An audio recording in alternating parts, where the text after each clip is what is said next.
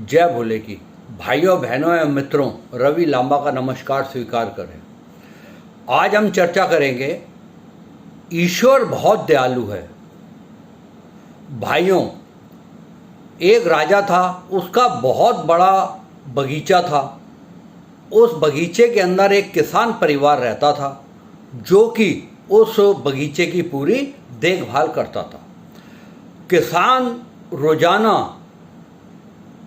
कुछ फल लेके राजा के दरबार में जाता था और उसको दे के आता था। एक दिन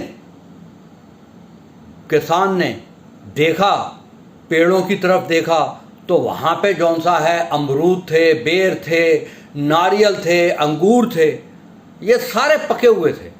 उसने सोचा कि मैं क्या लेके जाऊँ आज। तो पता नहीं उसके अंतर आत्मा से आवाज़ आई कि आज जौन सा है, उसको लगा कि आज मैं अंगूर लेके जाऊंगा। उसने जौन सा है अंगूर तोड़े और एक टोकरी में रख के राज दरबार चला गया, राजमहल की तरफ। वहाँ राजमहल के अंदर जिस समय घुसा तो उसने देखा कि राजा पता नहीं किस ख्याल के अंदर बैठा हुआ है और कोई गुस्से में लग रहा है बहुत ज़्यादा। लेकिन उसका तो कर्तव्य था, ड्यूटी थी, उसने देना था। उसने एक टोकरी के अंदर जाके राजा जी के सामने रखा और रोजाना की तरीके से थोड़ा सा दूरी पे बैठ गया। राजा बड़ा कुछ पता नहीं परेशान था, गुस्से में था। तो राजा जी ने वो देखा, क्या नाम है, टोकरी देखी और कुछ एक आध अंगूर खाते थे और एक दो उसको निशाना साध के उसके किसान के माथे पे मार देते थे। तो जब भी उसके किसान के माथे पे लगता या उसके शरीर पे लगता तो किसान हमेशा यही कहता, लगते ही ईश्वर बड़ा दयालु है। उस दोबारा फिर मारा, उन्होंने कहा जी ईश्वर बड़ा दयालु है। तिबारा फिर मारा, उन्होंने कहा ईश्वर बहुत दयालु है। ऐसे ही कई बार होता रहा। वो अंगूर खाते रहे राजा जी, और जब वो मारते थे उनके माथे पे लगता था या उनके शरीर पे लगता था तो वो किसान कहता था कि ईश्वर बड़ा दयालु है। कुछ समय के बाद, थोड़ी देर के बाद, 10-15 मिनट बाद उन राजा जी को पता नहीं क्या एकदम एहसास हुआ कि ये मैं क्या कर रहा हूँ। अरे मैं तो इनको मार रहा हूँ अंगूर, और किसान जौन सा है कहता है कि ईश्वर बड़ा दयालु है। उन्होंने किसान से पूछा कि भाई ये क्या बात है, आप कह रहे हो कि ईश्वर बड़ा दयालु है जबकि मैं तो आपको मार रहा हूँ। तो किसान ने बड़े नम्रता के साथ राजा जी से कहा कि आज जब मैंने पेड़ पे देखा, अपने जौन सा बगीचे के पेड़ थे उसमें जब मैंने देखा तो उसके अंदर नारियल थे, अमरूद थे, बेर थे, सब पके हुए थे।